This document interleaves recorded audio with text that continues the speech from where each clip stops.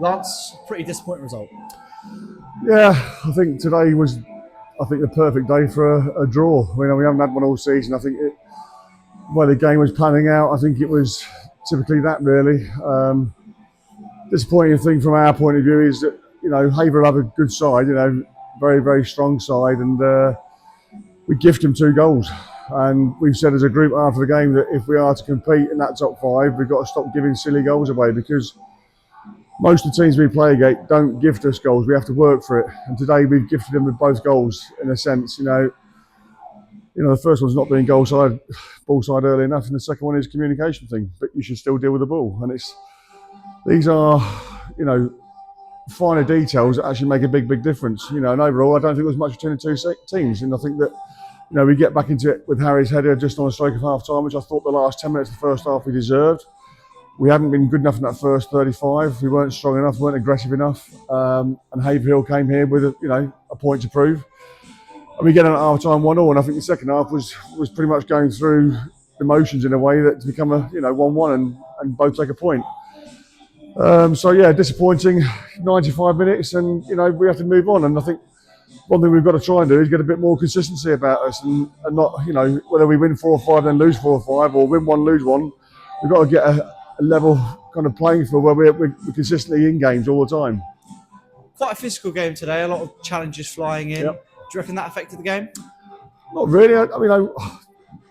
The squad should be used to it by now. Haverhill come with, like I say, with an experienced squad with some exciting players in their squad as well.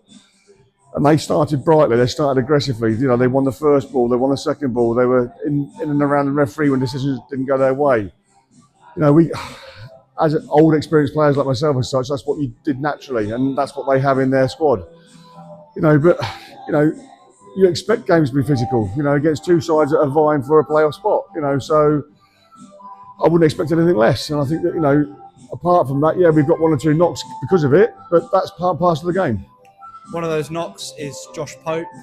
He didn't come off, but he was hobbling towards the end of the game and looked like he was a bit of pain. Is that something to be really worried about? We're going to have to give him sort of 24, 36 hours, see how it is. His ankle looks swollen now.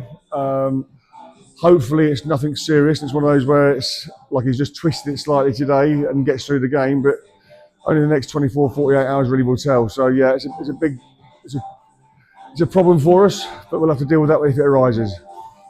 Looking forward to Tuesday then. Cam's FA Cup semi-final.